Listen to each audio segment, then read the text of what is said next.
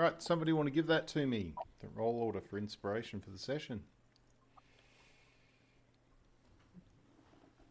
I'm not doing it. Not me. Okay. I've gone. Well, am I meant to? I've done it twice, and I get mixed Mixed responses. results. Yeah. Yeah. Doesn't matter. Whoever. 3. Okay. So, Filialis, you rolled yourself. Well done, Tom. Perfect. So you have inspiration. And as always, we will start with Filialis in session. Filialis, you step away from the table after the departure of everybody from the hall and that sort of cool down period that you've had. Damian has been quite shaken by this unnatural contact, which you thought may have had something to do with Tegan Huft, one of the Knot of Kozai Croth, when she departed. But somehow, Damian, it didn't seem to be that way. And Damian has sort of shared that this...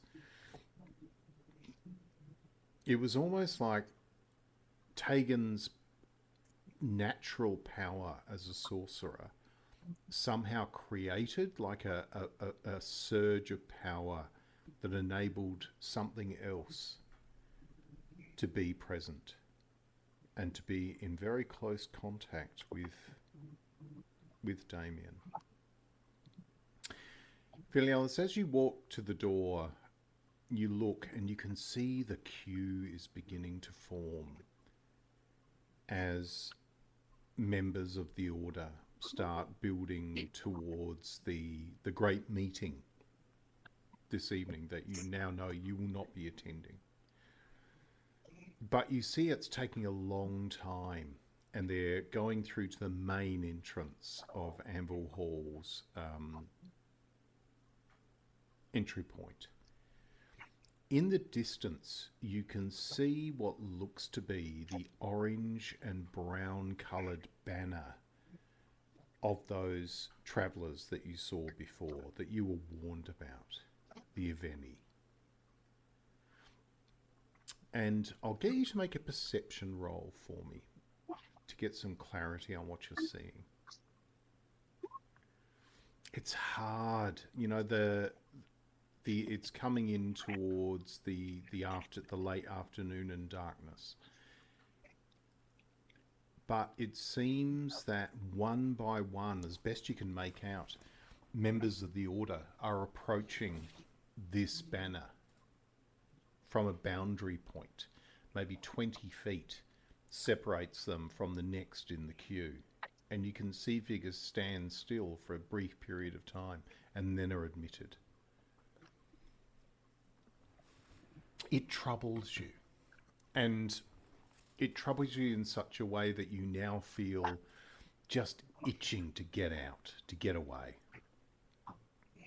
and get on with what you've been tasked to do.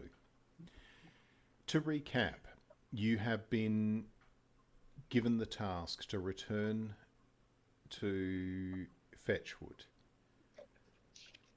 to Deafear,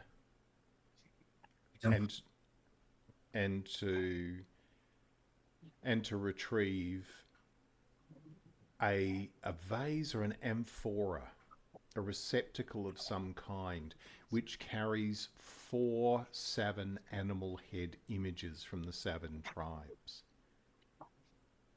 The thing of interest to Filialis is that one of them is the eagle group. And to your knowledge, Filialis, there has been no flying Savin for centuries.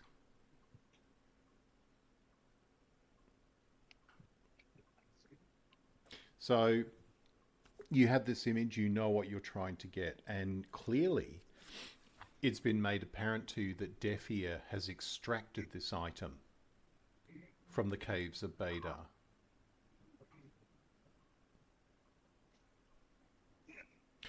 Viren Meadladle, the owner of the Drake's Chalice, the halfling woman, comes and stands next to you, and she pops her arm around your shoulder, Filialis, and she says, "The times are changing here. In many ways, I think it's probably good that you don't get to go." And she pulls you in towards you and gives you a bit of a kiss on the side of your forehead. Goes, "I like you all too much." And she said, "I prepared a pack for you. Some good meat, some cheese. You're still leaving tonight?" Yeah, that is what we will be doing. Very well. We won't make up the beds. And she walks past Damian and goes, she looks at you and she goes, "You look like you've seen a ghost, dear."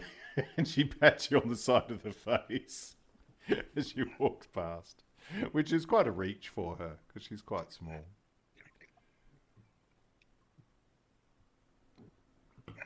All right.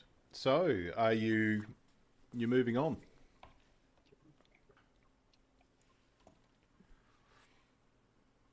That the plan? Yes. All right.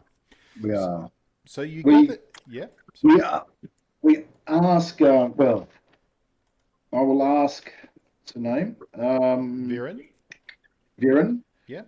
To keep our Yeah, what's up? Yeah.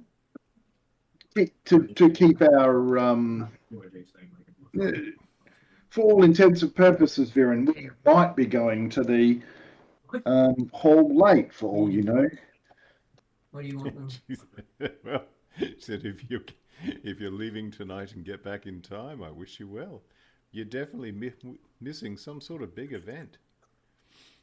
Yeah, it's more to keep you safe and us safe.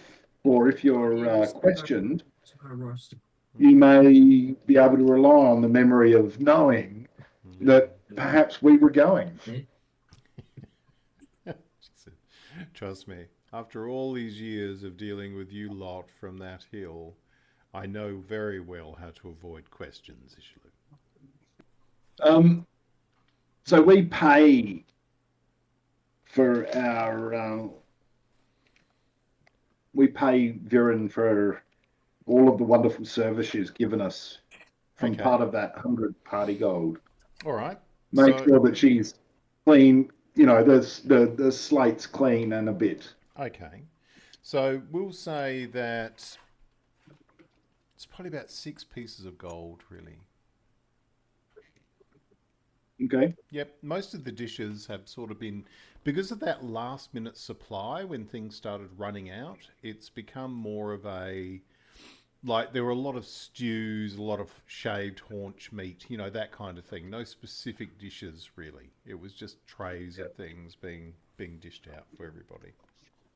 So she'll take 6 pieces of gold for the period that you've been there. You know that she's absorbing some of the cost, and she does have a soft spot for you all. You know, there are some members and some knots in the order that take themselves way too seriously and don't get on with a lot of the people in the local community. All right. Yeah. Okay. I'll I don't know. I'm happy to pay for those rather than party gold if you want, Tom. I don't know if you're keeping a tab of party. Who's got the bag of holding? Yeah, that's me. I am keeping tab. Oh, have you taken it off already, or? Not yet, but I can if you want to. No. Matt, we'll pay 8 pieces. Okay, so you're putting in some till, and as always, you know, they do need the money, and there's no doubt about it. She's spoken to you that she has 2 sisters, and the youngest of which is setting up their family tradition of making mead and running taverns around the place. And you've heard that she is, the younger sister, is setting up another inn in Ozeril, the capital of Azure. So, and what was the younger sister's name? Was that Tarkwald? Targan. Sorry? I've got written down the younger sister's name. Yep. Oh, no. Okay. No, I don't have the name. No. So Yeah. the youngest sister is called Lanny. Lenny. Yep. Okay. You know where the inn is in Ozerul. You don't know what they're planning to call it. It's basically Ozerul is growing quickly as a city because it is about 60 years ago that branch of the Azurian royal noble families took on the royal mantle, and as a result, their ancestral home of Ozerul has growing at a great rate. All right. So you gather your possessions. You have two options. You can beat the same road you came down from Fetchwood that you're familiar with. You know for a fact there isn't any kind of, there's no troll there waiting for you. That's already been addressed. But you could potentially hitch a ride with one of the river boats that is actually going north, but they are rare, and that wouldn't happen with any great speed. So you can either go down to the docks on the river, or alternatively you can just beat it back on foot and be there probably by tomorrow evening.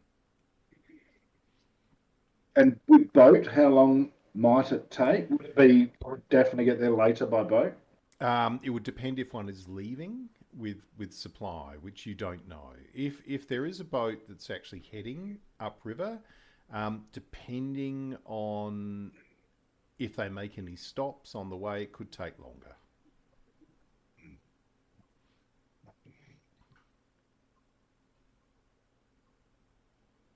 What say you? Well, the coder did mention horses, and last time I knew, horses don't take boats. That's right. This is true. Seahorses. Yeah. All right. So what is your plan?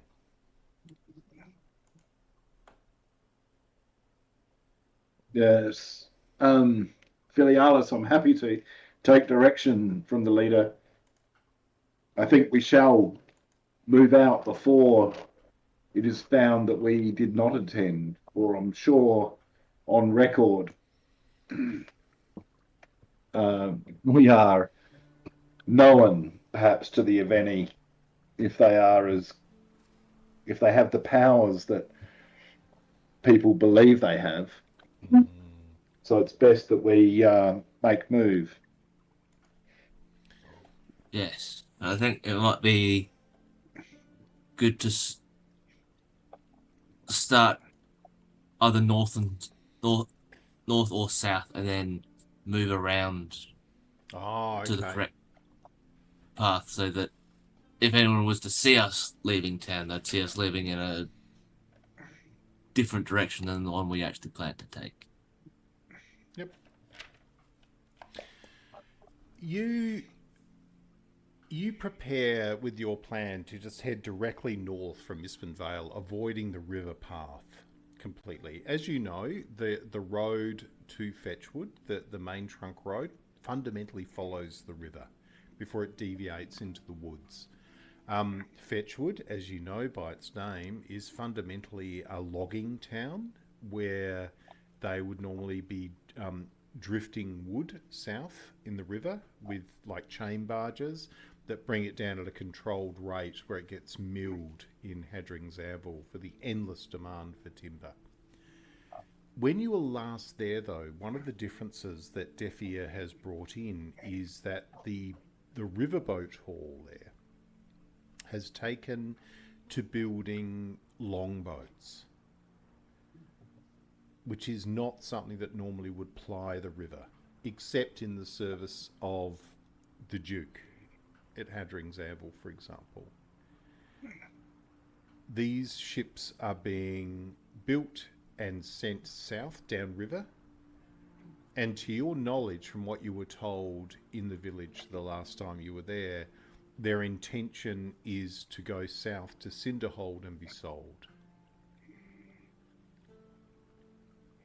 But what size are these longboats? Do we know? Like, are they, they're not crewed by battalions, or are they crewed by?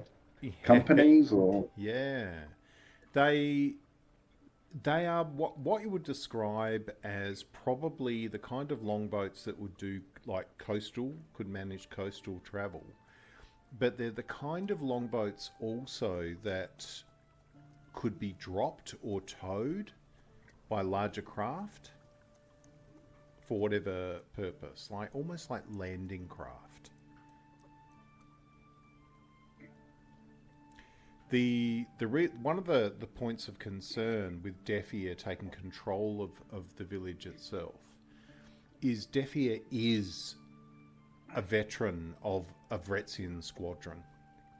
You've heard him in the ale hall of the boat hall there, talking about his time among the 7 captains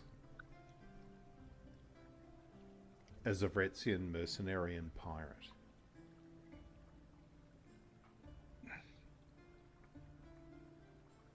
The issue that was struck you and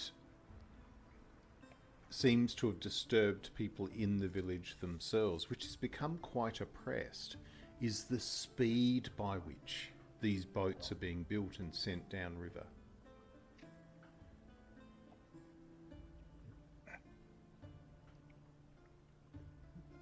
Almost to the point where it could be reasonably perceived as, for want of a better term, unnatural production rates.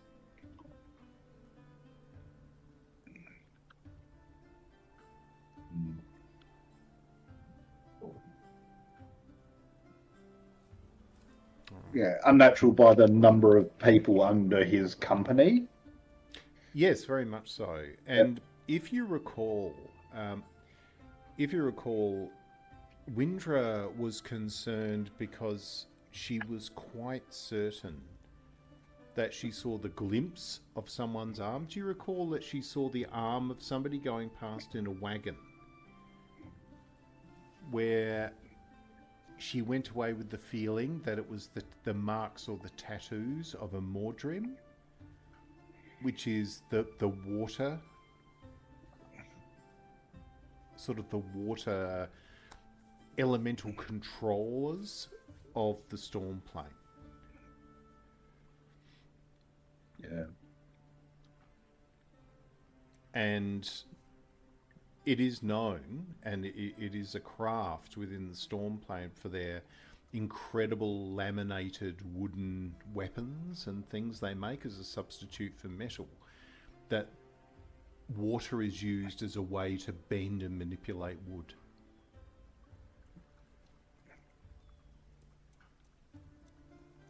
But nothing you saw when you were last in Fetchwood gave you any indication of that outside. All you saw was normal longboat building in the boat hall, which Deafear also uses fundamentally as his headquarters. He bases himself there to control the village.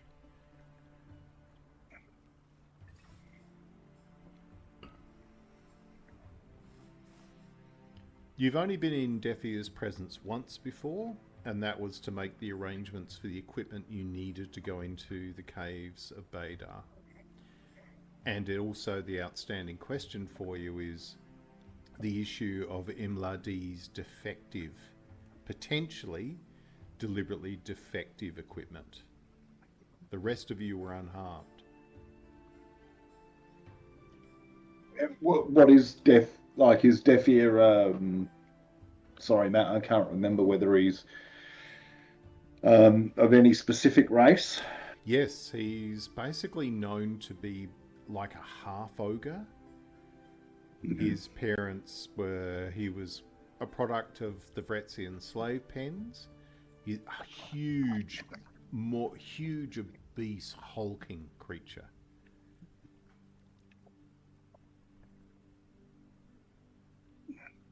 The story is that he carries a relic, and his power comes from a relic that he carries. You've never seen it. The biggest problem you have with dealing with Deafear, you dealt with Deafear reasonably well. The issue is his lieutenant, Hidofka. You didn't get off on the right foot because Hidofka is a dwarf. And Izhilu doesn't cope well with them. And there was a bit of word byplay during the discussion.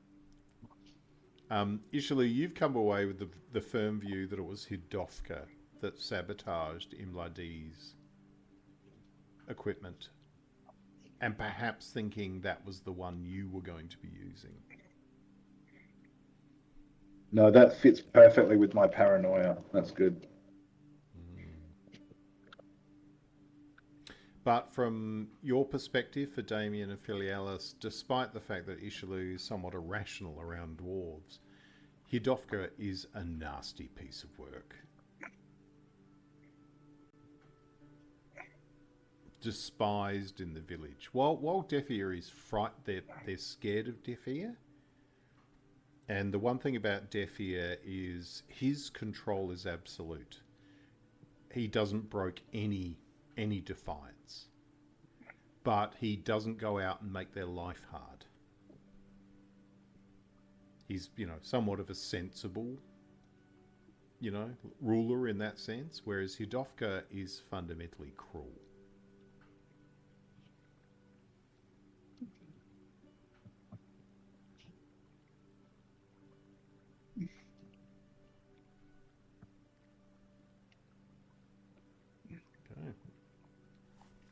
So you journey north. You take your path north out of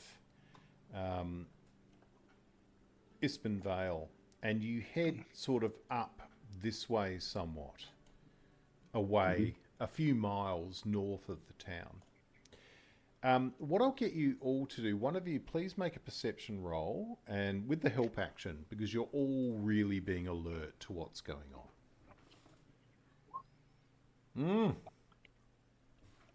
Okay, so Damian, when you turn to head back across the open sort of pasture amongst sort of the farmers' cow fields and things like that, you look back and you see a figure, a physical form, a woman's physical form, making their way back from the crossroads where you turned back down towards the village.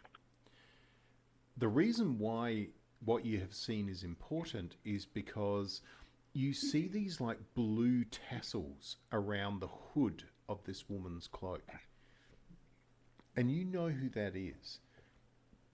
You've actually admired the cloak before, the quality of it, because you think you are of the view that it's probably come from a Quandian manufacturer at some point. It was a memory of home. You know that was someone called Toyka. Now, Toyka is one of the Knot of Kwylde's group.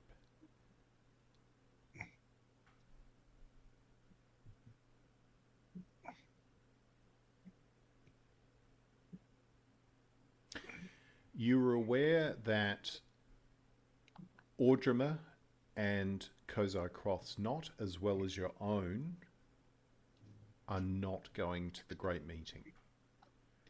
But for Toyka to be there and aware of the fact that you've now headed east from that crossroad, the question is, why didn't Toyka also join that queue?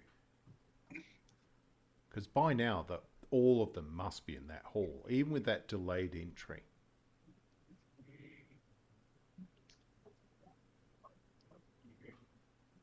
So what I'm going to do is, Damian, I'm going to let you make an insight roll, but this is not with advantage unless you choose to use inspiration with that. Okay. You don't know. You don't know if she was there to watch that road. It could just be she's running late. You don't know. To be clear, Matt, this is she's seen us travelling north, or has she seen us turning to travel east? She's seen you turning to travel east, because Damian has seen her after you turned to head back towards the northern road. So effectively, you've sort of hit a crossroad on one of the farmers' tracks into the farming land, and you've taken that road back east.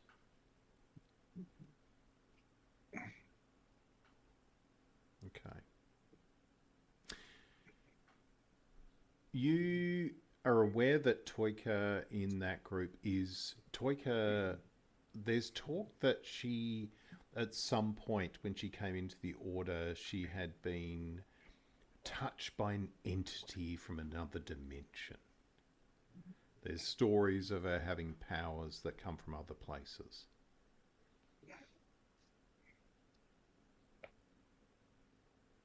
Okay. So, you carry on with your journey. While the weather has... Yeah?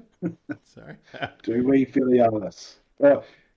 First of all, is it only Damian? Does Damian share any of that? I guess. Yeah, I would have. Yep. No. I just want to quickly ask if we've got the puppies with us. Yes, you do. Okay, sweet. Yep. I've even made tokens for them.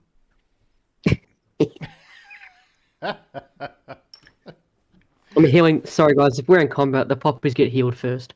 Yeah. Given. So yes, they are trotting along beside you, or being carried when they get tired. You know, like how puppies sort of just stop and go to sleep for no reason whatsoever. Comatose. And they just become limp. Like, That's right. That's right. Yes, yeah. At this moment, at that point where you turned east a few miles north of Ispinvale, at that point, Filialis is walking along with like this puppy around her neck, just hanging there asleep with the legs on each side, like cactus. Right. So, Filialis, do we track this Toyka down? We're not under any obligation to fill our returning of this commission at a particular time. From what I remember, there was no time placed on it. No, there was not.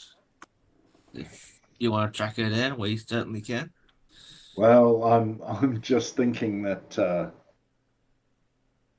or maybe we proceed knowing that people may be following us.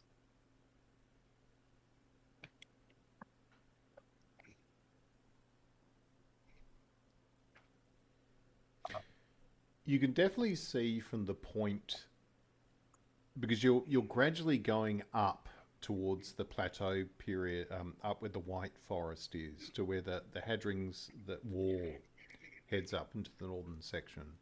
And as you get probably about another quarter mile up that road, you can clearly see in the distance to the south that the figure of Toyka walking south back towards Ispinvale Village.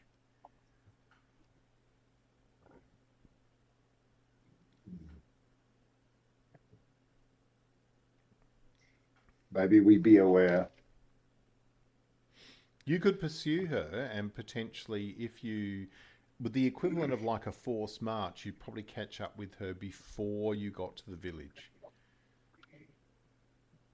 So basically the road, that northern pathway where the farmers take through, if you go back that way and join that, there is like like some small ravines between the hills before you start hitting that small cluster of hills where Ispinvale is. The most prominent of those hills is where the manor house is, where Anvilhall is built underneath it.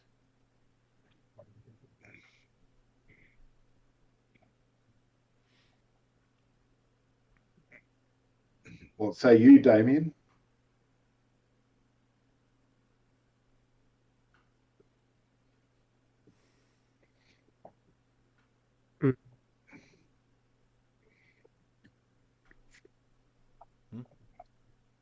All right, I'm not honestly not that concerned about it.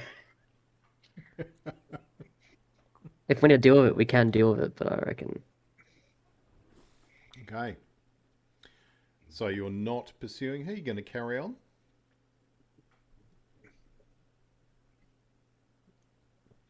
Yeah, I reckon. Okay. So you move on. So you head back east and rejoin the road, heading north. You're divesting yourself from the main road. You have delayed getting to Fetchwood probably by an hour or two because of the direction you've taken. But as you head north, you're staying alert. You're doing what you need to do, but you find the journey fundamentally untroubled. Your decision has proven to be wise because during that time, while you see a tender boat going south with logs from Fetchwood, like in sort of chained to the back of this ship to help control their movement, you see nothing going north the whole trip as you walk along the river. As you come through, climbing through the hills up to that, more towards the headwaters of the actual Ispin River itself, you start getting close to Fetchwood itself.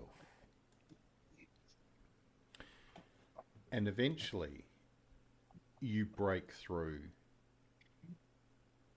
into the village itself. The village basically sits in sort of a mill pond, but a turbulent mill pond at the north of the Ispin River as the snows melt from the mountains to the north. The village itself is like a cul-de-sac with a lot of strong flowing streams coming into it. And behind it to the north is remnants of what used to be how the White Forest used to cover the whole northern mountain range, and is gradually, as time has gone on, has been lumbered out during that period. The village itself, as you start moving towards it, is it's quite large for this region. So basically as you start heading towards breaking through the actual forest itself, you can see ahead of you the bridge. There is a wooden bridge which crosses the headwaters of the river Ispin. The town is dark. You can hear, when you arrive, it's probably getting on to about 8:30, 9 o'clock at night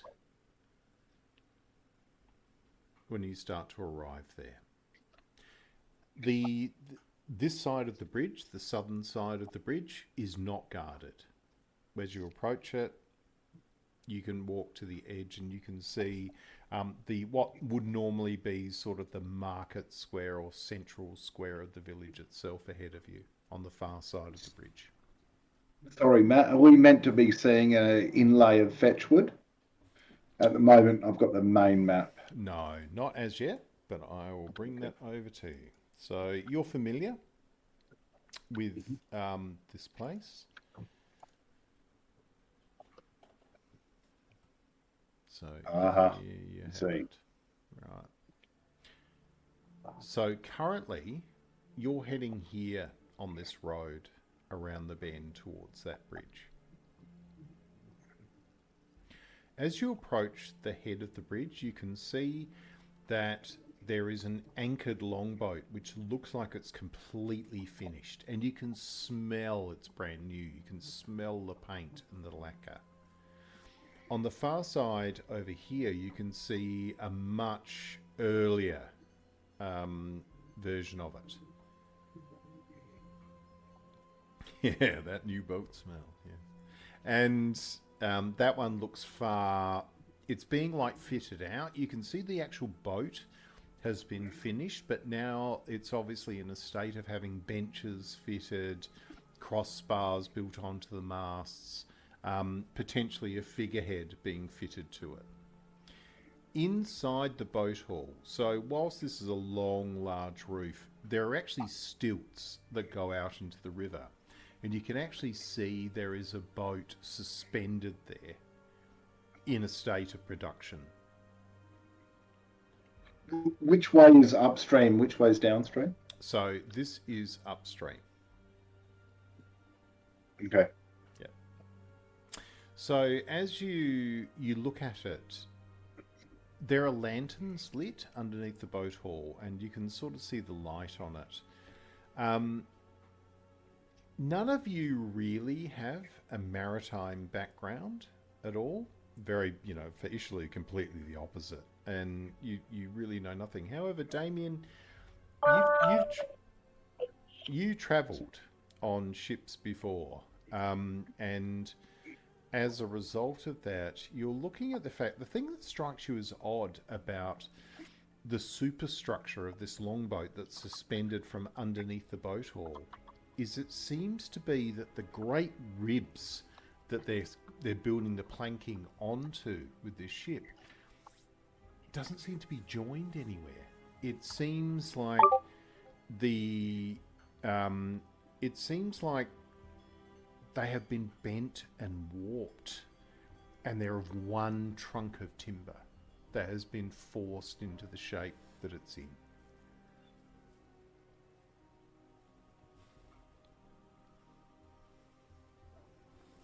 Whereas you've seen ships in Deafear being built, and there's sections of timber that are merged together by craftsmen and bolted together or joined with dove-tailed wood connections and things like that, artistry to form it. This doesn't seem like that. It seems like a trunk has been shaved down and then just twisted into the shape that it needs to be.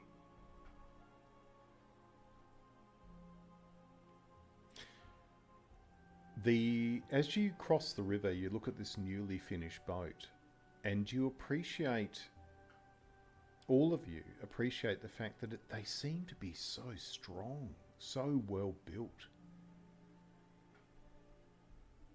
That it just screams craftsmanship that perhaps is difficult to achieve. Anyway, you cross the bridge and you move further into the river itself, into the town, itself. Basically undisturbed. And you walk across to where there is one of the main central well. Now there's quite a lot of livestock in the middle of this space.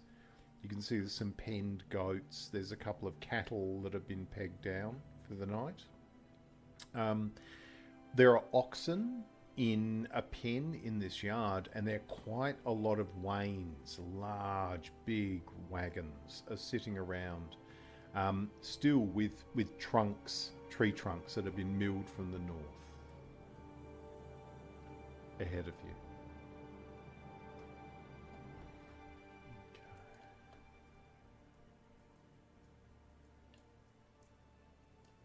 Right. Are there any like guards or people around that notice us coming in? No, you do notice that here there are some guard barracks which are just to the right, but there's nobody on guard around them. They're Sure. You're confident. Deafear is of the view that his power here is absolute. He doesn't feel threatened by anything. Here, the only inn in the town is the Wainsman's Goblet over here. Now, you are aware of Bartidy, who's the owner of the inn. Filialis, can you make an insight roll for me, please? Okay. You have strong suspicions that bar tidy is probably a member of the Sewermen, the Thieves Guild. You're pretty certain he is. He seems too savvy, and he seems too disconnected from what's going on in the village. Okay. Yeah. But that's the only place you would get any kind of accommodation. When you approach it, you find that it's quite ironic that the actual imagery associated with this, the sign hanging above the wainsman's goblet, is actually a wain with an image of Saint Herethia of the evening's fire. Herethia is a sigillist saint of comfort and welcome. Like a Hestia, sort of Roman goddess figure of hearth and home. Completely out of place with the way Deafear runs this village. But it is there nonetheless. So, you can either find somewhere under a tree for the night, or join what seems to be, while it's quiet, you can see there is definitely lantern light in the wainsman's goblet. No doubt. Yeah, I think the intro is the go, I think. Okay. As you approach the inn, which is quite large, you see that there's a fellow taking a piss on the tree out the front of the actual inn. And you see as you walk forward, he looks over towards you as you go past, goes, "Evening." Evening. Room for 4, thank you. Okay. And he goes, "No, no asking me, mate. I'm here drinking."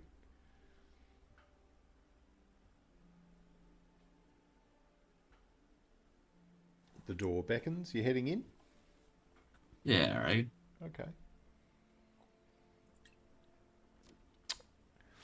You open your way in, and as you come in, you see that the inn is it's quiet. There are a few people there, but as you come through, the actual main drinking room has a large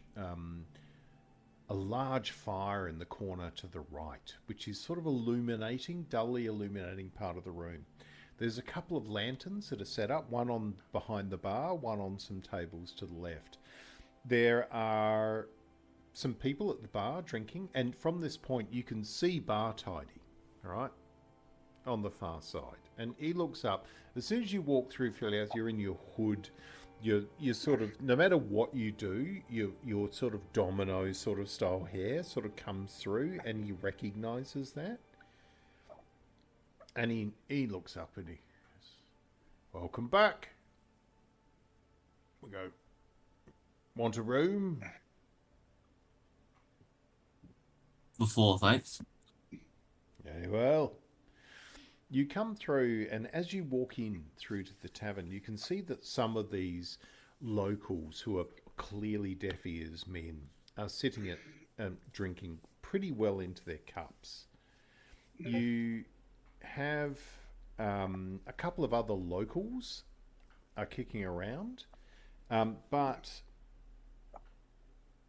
the fellow who you saw outside having a piss walks in behind you as you walk into the room. There's a table to the left of the door frame as you come through, which is empty.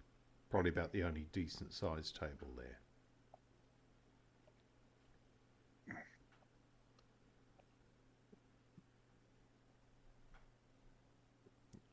As you go through, you see Bartidy walks around and he signals, and this serving lad comes through and puts down 4 sort of mugs of local ale. Wooden mugs get put down.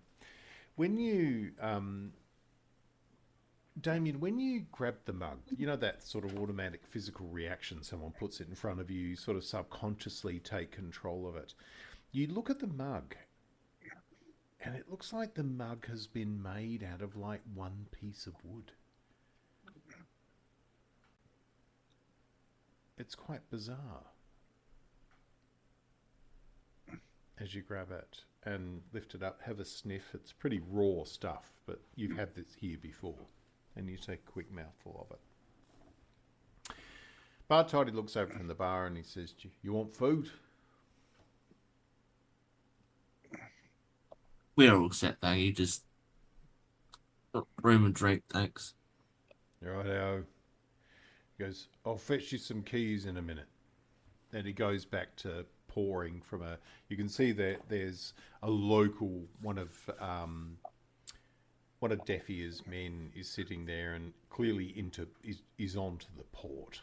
You know, so there's a small keg on the bar there and Bartoldi's pouring him a port and popping that down for him.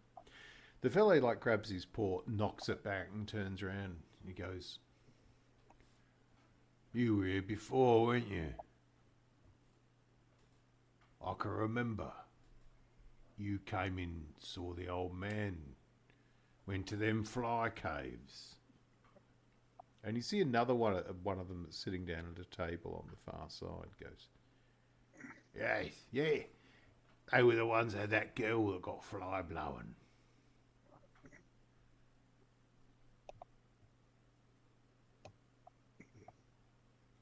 It was not a pleasant sight. Nah. It's a shame. Lots of good stuff down in them caves. Oh, Matt, yeah. Just a question. Did the what are the lung? What are they called? The Gorgent lung fly. The gorgent lung. Did they make a particular sound? That's a really good question. I will say yes, they do. Yeah.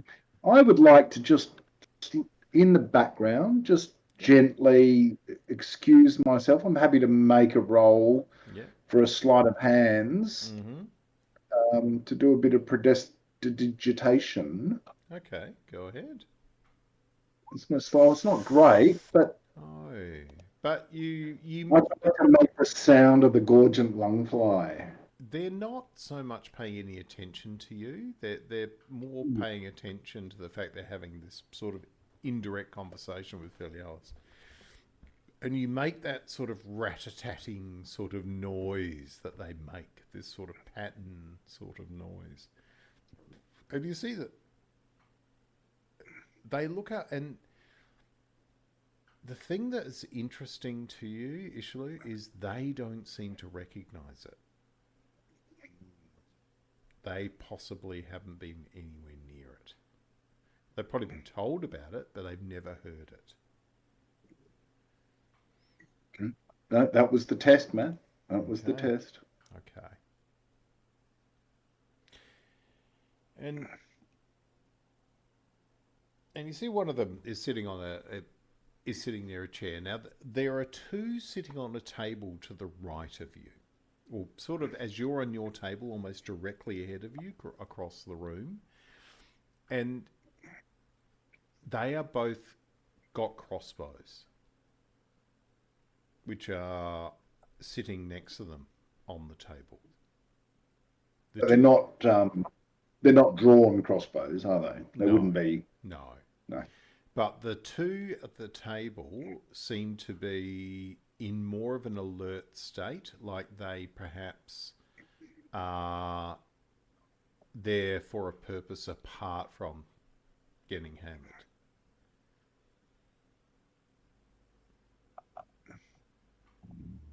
Okay. When you there's a woman is at the bar and she turns around. She's sitting next to one of these sort of boatwright workers of Deafear, and she says, "Have you come from the Have you come from the Anvil? Have you? The Hadrigs? How's it going down there?" Very busy in there.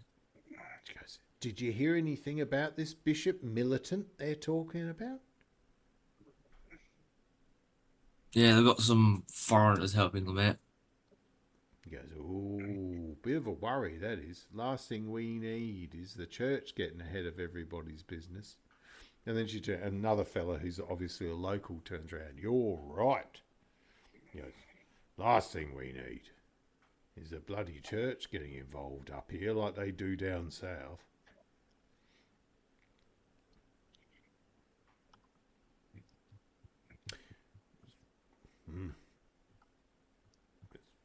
Have you got any word? We was hearing that there was even strangers who came from the north.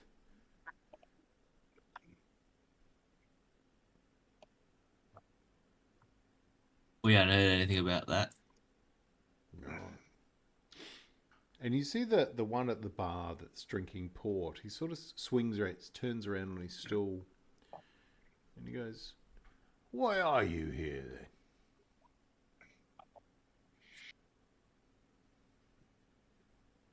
You're on business,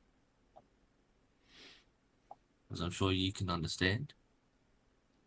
Oh yeah, I understand business, but if you're here on business, then maybe you need to be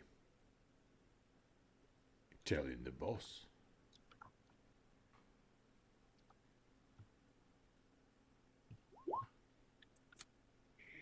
And you see at that time when you say that, the door at the front opens and you see a small grey-haired but bulky figure walks in. And as he walks in, he goes, "There aren't that many Lees left in that outhouse. Bar tidy." He turns up, "I'm still a bit sticky." Do we recognise? And Izhilu, you turn around to the right and you see Hidofka come through. And he looks around and goes, "Oh, look at that. If it isn't the southerner, the wet midget, the even smaller midget, and the newt."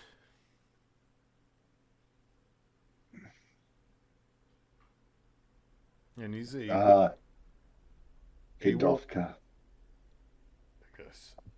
"My reputation precedes me." He goes, "What are you here for? What are you scrounging off our master this time? You get enough last time." More than we bargained for. "Well, best you buy me a drink or you'll end up with more than what you bargained for."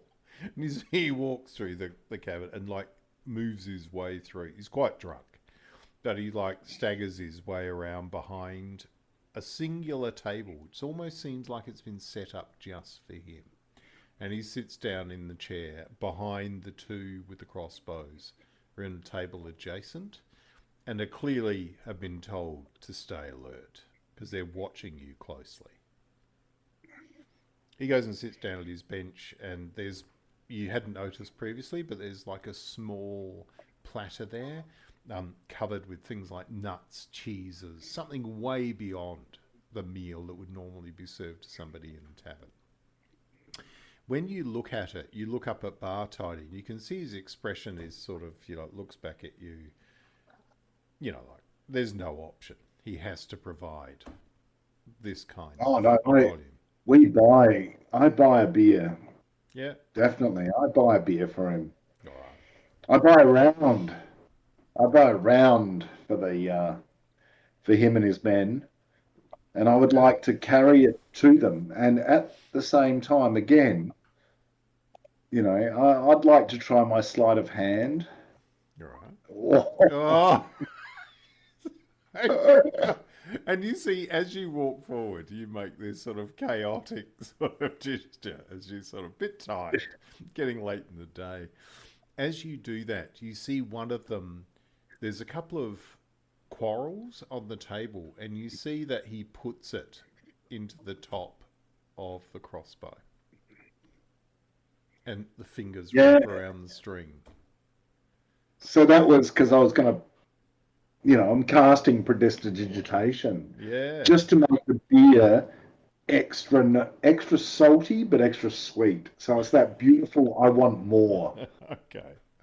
Right? So I'm trying to get these guys drunk. That's the game plan here. Okay. So what I'm going to say is that they collectively, so at advantage, they've seen you do something, but they haven't perceived it as threatening. Mm. And you put the beer down in front of them on the tray, and you've taken it from the bar and walked back, and you see that none of them take it yet, but Hidofka gets up out of his chair, goes forward to the table, grabs it, and grabs a mug and takes a mouthful of it. And you see, he sort of like takes a drink and he winces a little bit at the quality of this beer. But you think it's basically he's either too drunk to worry. Right. Yeah. And he then sits back on his chair and slams more of it back and puts it down. And he goes, "Drink the man's beer, boys." And you see they reach forward and grab it and put it in front of them. The two with the crossbows, though, take like a cursory sip. And you notice that Hidofka watches them do it. Like he's waiting for them to overindulge, and they're not. They're following orders, and they put it down. Hidofka leans forward and he goes, table, and he goes,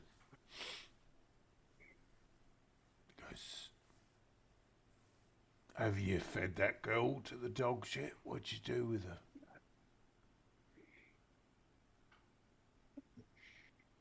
Yes, we do treat ours differently.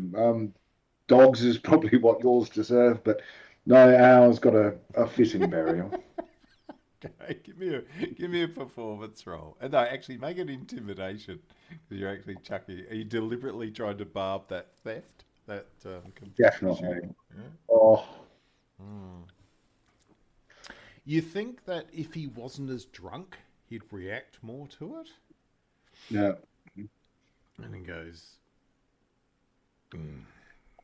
"I hear they have an entirely thicker tissue for your lot down there, Ispinvale.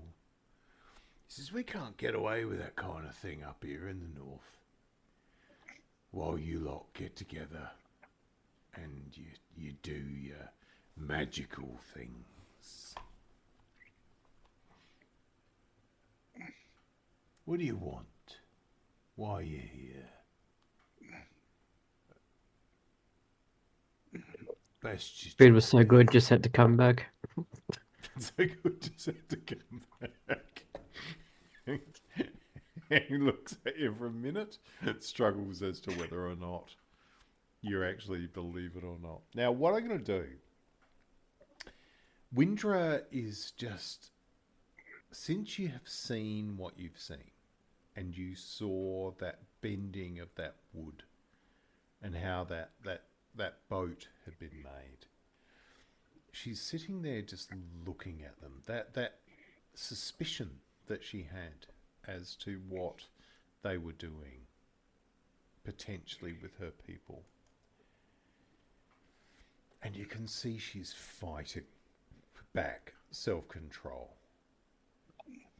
of asking those questions. And what I'll say, I think, is, Filialis, you sort of pick up on how disturbed she is, and you sort of gently put your hand onto her shoulder and, grip for her. This is not the time. And she pulls back from asking that question.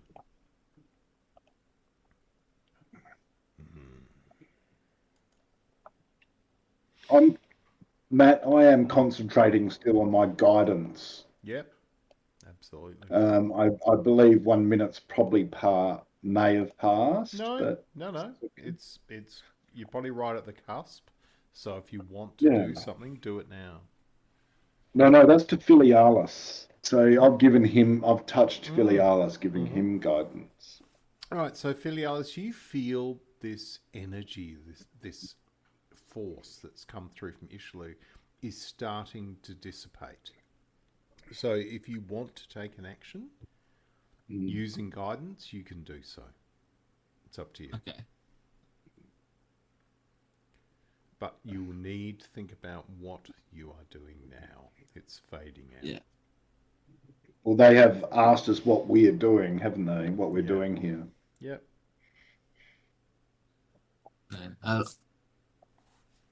I'll say that the thing that we were here for before, the search isn't quite complete. You looking for something else, are you? Roll a persuasion roll with the guidance.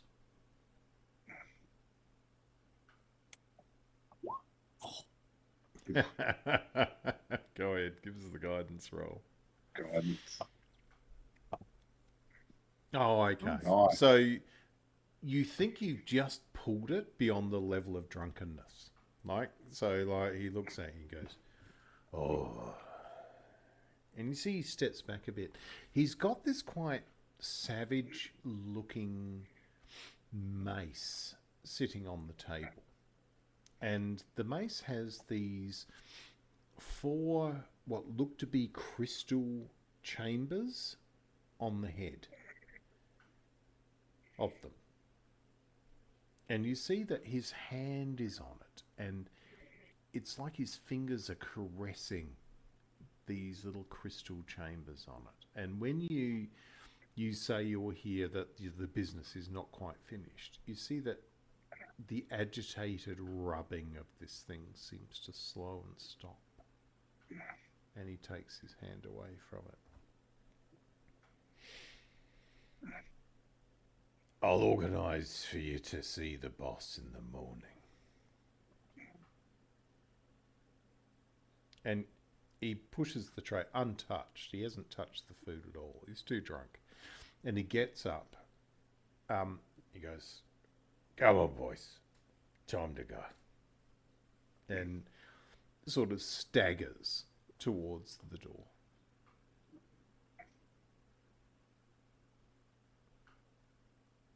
And you watch as they file their way out of the building.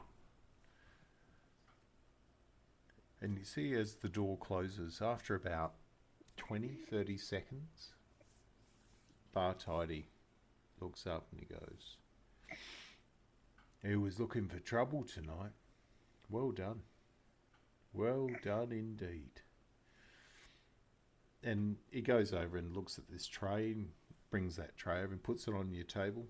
You've earned that. Very good. He goes, "I'll get you another beer." And he turns around to everybody else. He goes, "It's about it for the night, folks. Come on, time to clear out." And over probably about half an hour, while you're eating this platter of food that was untouched before, gradually that crowd finishes their drinks and moves out. When that happens, Bartidy goes over and locks the door on the front and comes over and sits down at your table and says, "Can I join you?" He's got like a glass, a goblet of wine. And sits down with you. "I was sorry to hear about your friend. She seemed to be a nice enough woman." Yes. Yes, the nets we were given were not quite so adequate.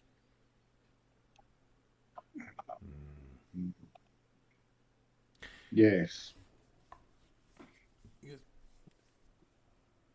Things are changing here. He said there was some people who came up here from the south, from the river, a few days ago, just before you left last time.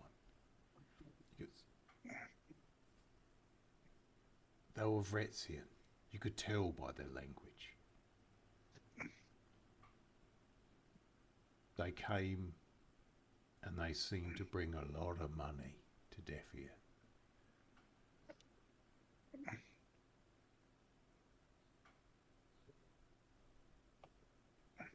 But the weird part was there was a woman with them.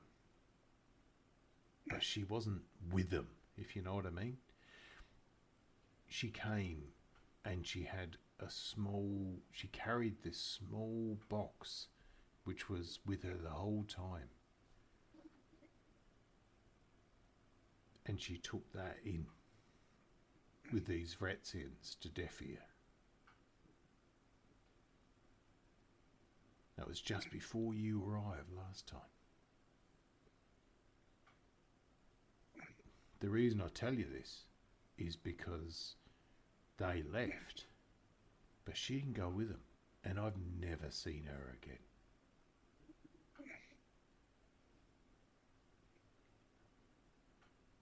So, and what did she look like? Did she have anything did she have anything that made her appear different? Her clothes were of a different cut. She wasn't from around here.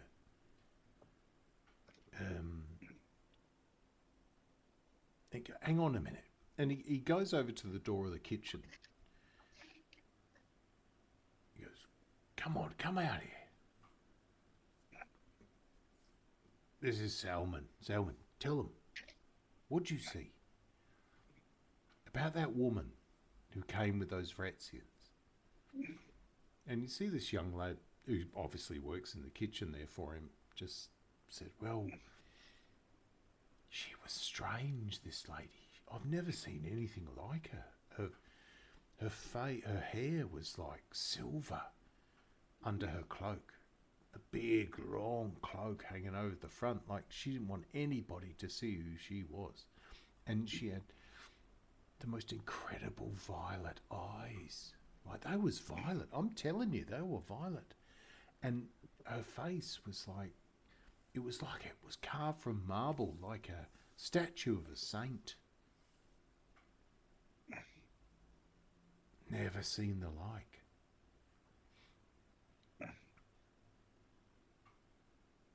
Is that description familiar to any one of us?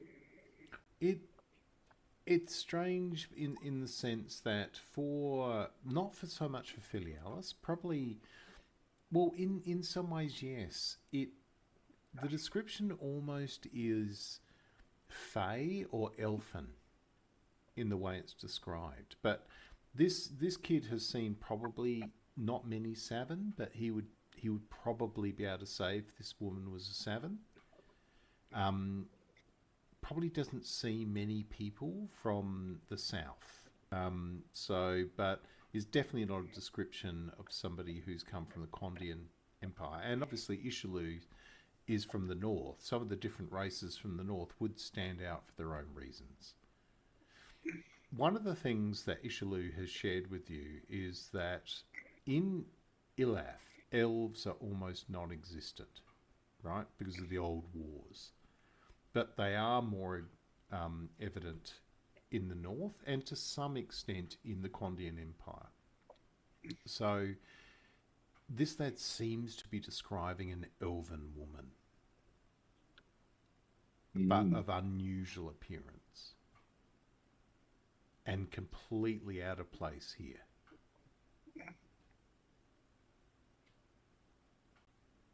Because when you think about it, in Balath, elves are killed instantly. They are not completely outlawed. And to a great extent, anywhere within the holy sigil of Ilath, they are deemed to be the enemy. Do we recognise any, well, when I say we, that would be Izhilu and Damian recognise any resemblance to the Bent Cur? Okay. No, that's interesting. What I would say is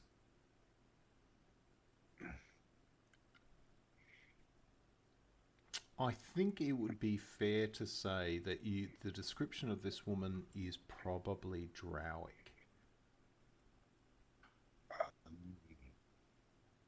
Was the darkness of the skin. Because when he was talking about how her eyes were violet and her hair was silver, and he was trying to describe her skin colour, he was looking at Damian. So he was sort of looking at like a darker hued skin, like, you know, from that kind of thing. Whereas, you know, Damian's appearance is more cultivated in the way that he appears, but he still has that Kondian pigmentation, which is darker than what the Ilathians are used to. Okay. But was describing elfin features at the same time. But Bartide looks at it and goes, look, I know you know. And you see he pulls his sleeve up and you can see the mark of the sewerman is on his arm.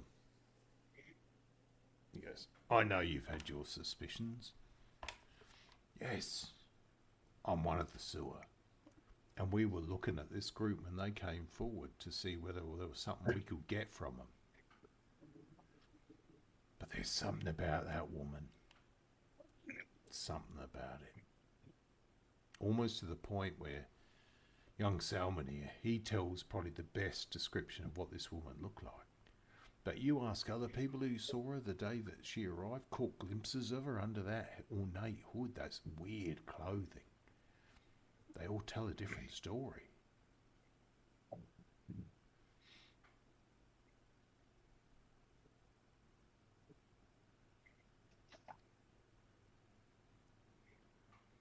All I know is she, and he points over towards the boat hall. He says, she went in there and she ain't come out. He said, most people in this town come in here every day or two. The occasional beer, the occasional ale. And I've been asking, nobody's come out. And he said, what's more about that drunken bloody fuckwit dwarf has not said a word about it. And normally he'd be the first one to brag.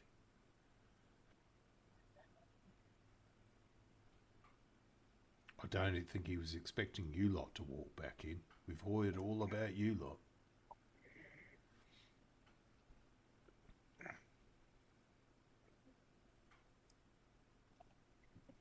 I'm going to tip him a gold. Okay. Just put it on the table and hide it away. He goes, he said, all I say is I'll keep an eye out tonight. I'll always keep one of the lads to keep a watch out overnight. I said, lately, he said, those thugs that he's got here, he's been distracted, Deafear. He's not as here as he used to be. Thank you very much. If you know what I mean. There's more deaf there than deaf here. He goes, but his men have been getting away with more. Hidofka's been getting rid of more. He said a few thugs have packed up recently and left. Before, when Deafear first came here, it was hard, but we had no trouble. There were no trouble in the town. There was no trouble with good food, making sure everybody got their share. But lately, he said as more and more boats have been coming out of that hall, it's getting worse. And he's paying less attention to what his bastard ruffians are doing about the town. How's the town folk coping? They're getting on with their life. There's a few, the woodcutters are working for him, of course. They're all the fellas who work north and, you know, doing what they got to do. But most of the town doesn't have much to do with him. Unless they've got services for his men.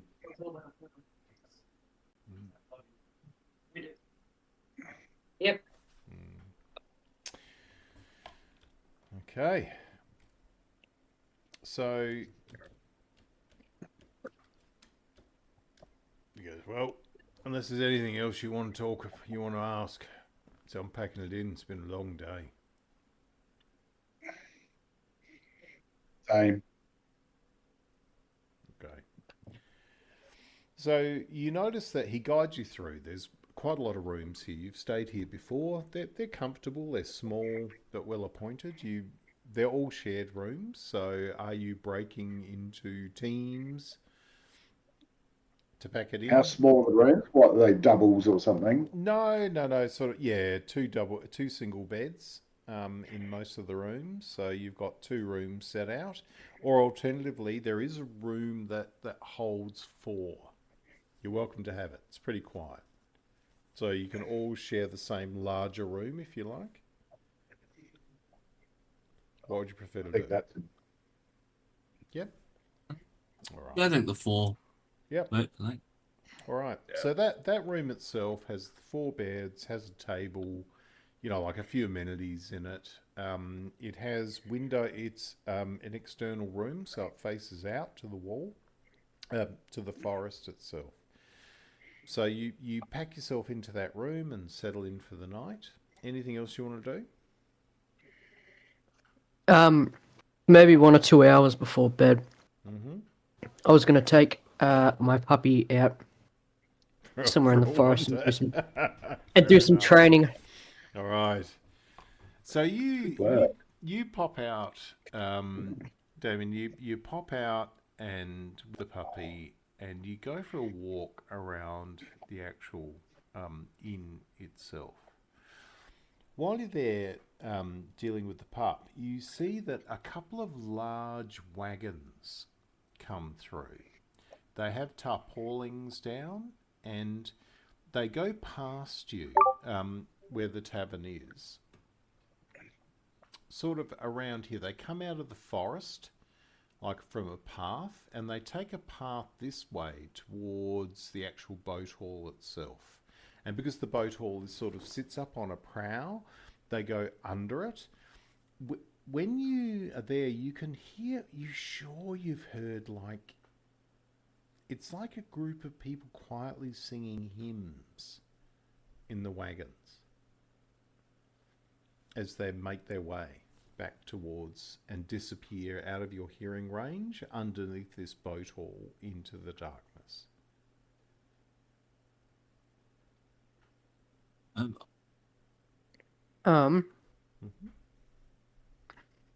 Are any of the hymns like recognizable? Well, Filialis, you wouldn't be there at the time. Oh yeah. So yeah, so Damian's there outside. Yep, Damian. I am. Give me 1 second. Let me just check something. Mm-hmm. What would be more useful to me?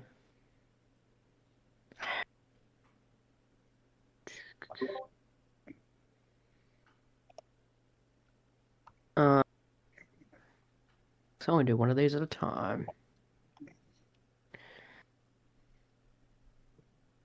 What is it? Advantage also takes damage. Okay. I will cast Disguise Self for myself. Okay. Just look like good old John Smith. And I'm going to attempt to sneak my way over and just kind of do some eavesdropping. All right. So you wander across, and the puppy sort of trails after you. In the darkness, you look like somebody with a young dog, obviously. You make your way past to the edge of the guard barracks building, and when you look now, there is a couple of guards sitting outside, smoking a pipe, having a chat, looking up at the stars on this quite clear night.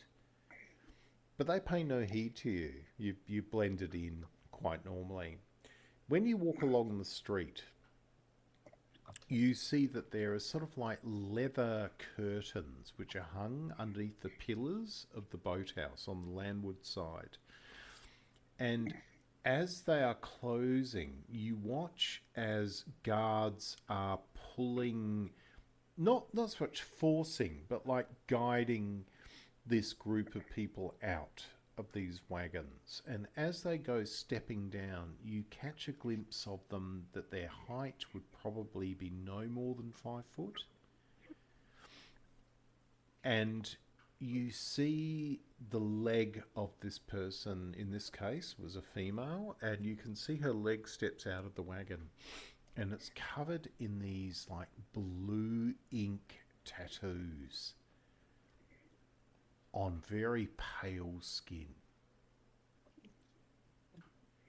And while you're there, your puppy yips a little bit, and you see that this female form turns around slightly, and she's wearing like a leather headband, but you look around and you see the dull, faint red glow of a Stormborn like look at you. I'm gonna pretend that I'm training the dog, I guess. I'll just pick up a stick and be like, "Why aren't you getting it? Go on, go fetch." Go on, throw a stick, all right. Like I'm like frustrated that he's not listening to me. And you do that, and you see she watches, but as these curtains are being drawn shut by Deafear's men,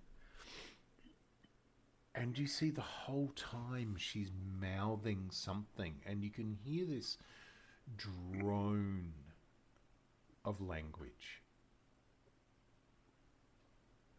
Now, you can make an intelligence roll to see if you could try and replicate some of that later.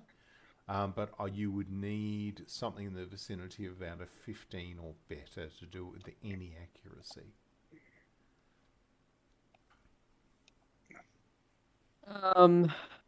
Yep. All right. I'll give it a shot. Okay. Yeah. No. Too focused on the dog. So as the curtain shuts, and you know a few things. That woman that was coming out and being assisted out, and you could see other forms in the distance, but you couldn't quite make them out because it was too dark. But definitely Stormborn, that woman coming out, which are rare enough here. You don't see Stormborn outside of the storm plane normally. Windrah's an exception. But you're right. You clearly remember the bright blue tattoos on her skin.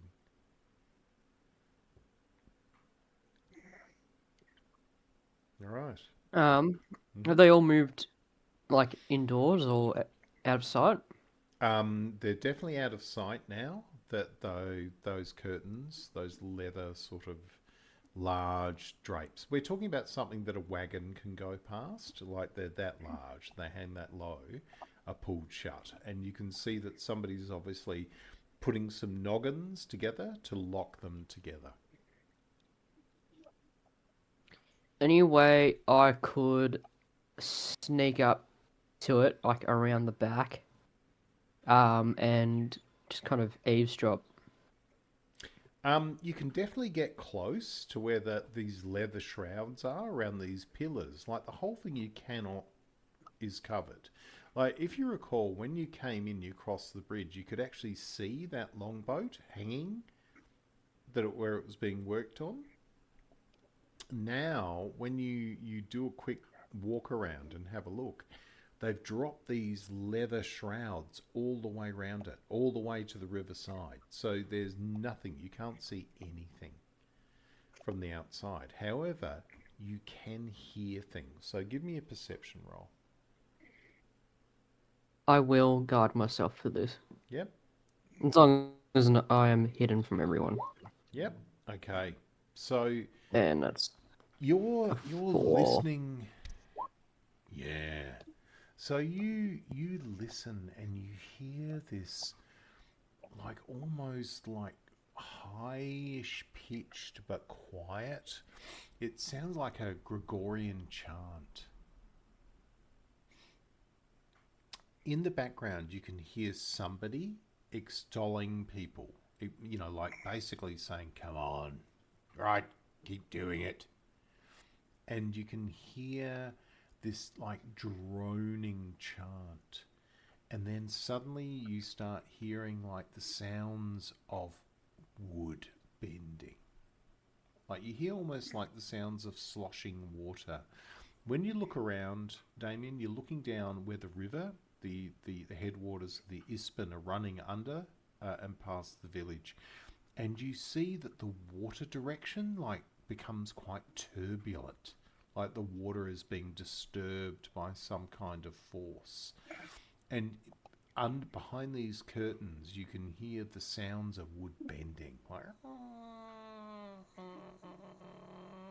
you know, this kind of thing is going on. And the whole time you're there until you get to the point of you decide either you have to move or not, you can hear the sounds of this wood being manipulated and the river itself responding to a force that's present. Can I make out any particular voices? Like maybe possible recognizable ones? You hear somebody, you can hear a voice that occasionally lifts higher than the group. So like it's sort of like if you think of like Baptist sort of church style singing, there is a lead choralist. You know, there's somebody who's actually doing the singing. And what languages do you speak? So you'd be speaking Kondian, of course. Yeah. Yeah. And then I got like Celestial and Quarry, if those are relevant. All right. Make an intelligence roll for me. Just straight out intelligence for now. Can I use... There's guidance apply here. Yep. Yeah. Yeah, it does. Yep. Because intelligence is not my greatest strong suit. Ooh. Yee. Oh, no. No. You get distracted by the puppy. Like goes capering off towards the swirling water in the river and the debris that's being stirred up, and you sort of lose focus on it. But definitely, what I'll say to you is, as you walk away and the singing stops suddenly, you feel that there was a getting on to perhaps celestial element to the song.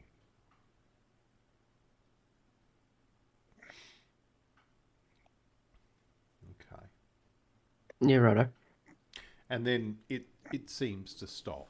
And it's around, how long does Disguise Self last? I believe it's an hour, but I will double check. Yeah, I think it's about an hour, isn't it? Yep.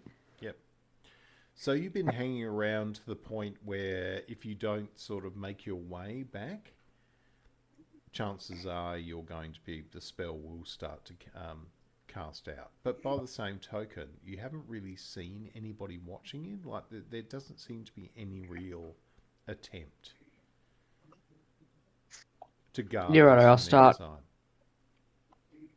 I'll start kind of casually making my way back. I will try to avoid direct light anywhere, but yeah, I'll try and get behind where we're staying before I become myself again.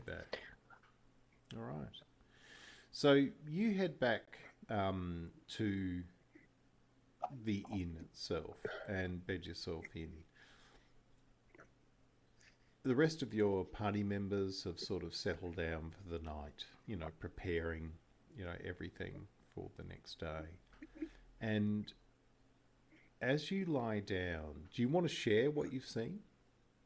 Yeah, I'll share. I'll try and like hum what I heard and Yep. what have I got? No, I don't have anything to display that. I'll kind of like connect each person individually with my mind to Okay. So you're going to try kind of and portray convey it? visually what I saw. Yeah. I feel that's easy. I don't think Damian's very good at describing things. Okay. So you're sharing it in that way. Okay. So what I'll ask is for each member of the party to make an arcana roll in relation to what Damian is sharing. Okay. Ooh. I also managed to get any training in with the puppy, or I was just distracted. Oh yeah. No, you're doing great catching sticks while you're standing there. Like because you come up and start whimpering, you throw another stick, and off you go and come back. So in the case of Windrah, I'm going to give this a roll, but with advantage. So okay.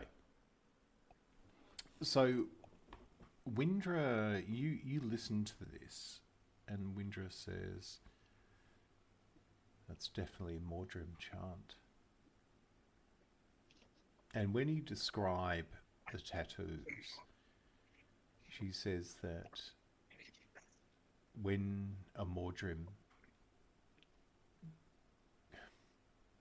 surrenders their life to the bending of the elements for the benefit of the people, their body is marked with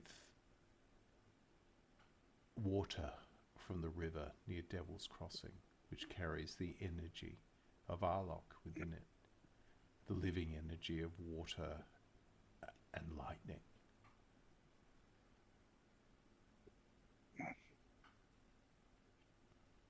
They are passive, they are priests, they're protectors.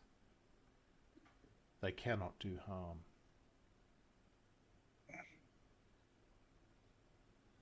I thought this. I saw that arm. Deafear has my people enslaved. This is how he's making these boats. So quickly and so strong and fine. He's using the power of the storm to build these ships quickly. How would one enslave your people? Windrah? Asking for a friend.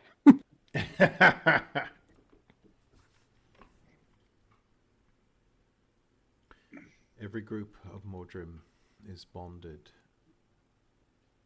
to a foci, a voice it is referred to, the one who guides the song. If you capture the guide, you captured the chorus.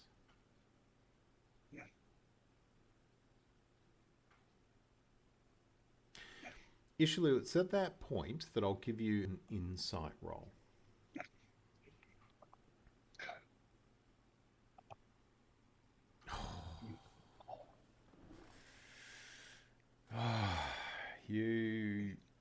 An inspired thought drifts across your mind and then dissipates equally quickly.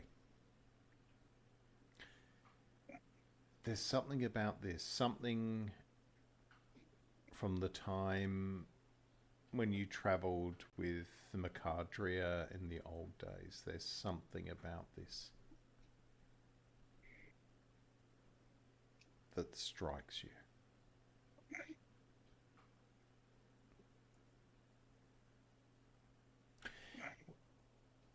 Windrah says, I know we are here for this vase, I know this. But we cannot let them stay enslaved. They must be taken home. This is not their role or their place.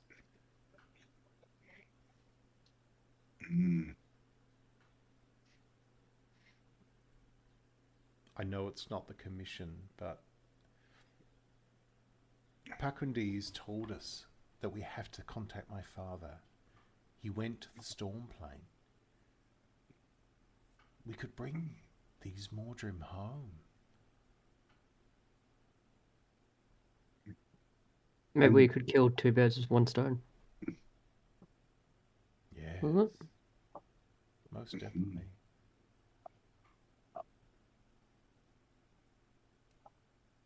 And would the Mordrin be accepting of your assistance? I don't know. I'm not ordained. However, I have been marked. They will probably listen to me. Or at least I hope they will. But some of the words that Damian has told us, the song has been tainted. They're being taught different words. These are not, they're not the song of the Mordrim or my people. A lot of it is, from what Damian has said and what he remembers and what is in his mind that he shared, but there are words in this that they're more harsh, they're different.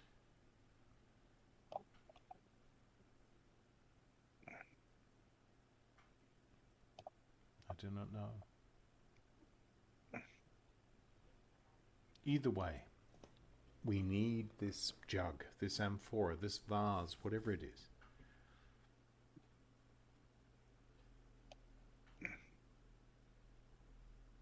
And I don't know about any of you, but I wouldn't mind if we had a chance to kill that dwarf. I'm there.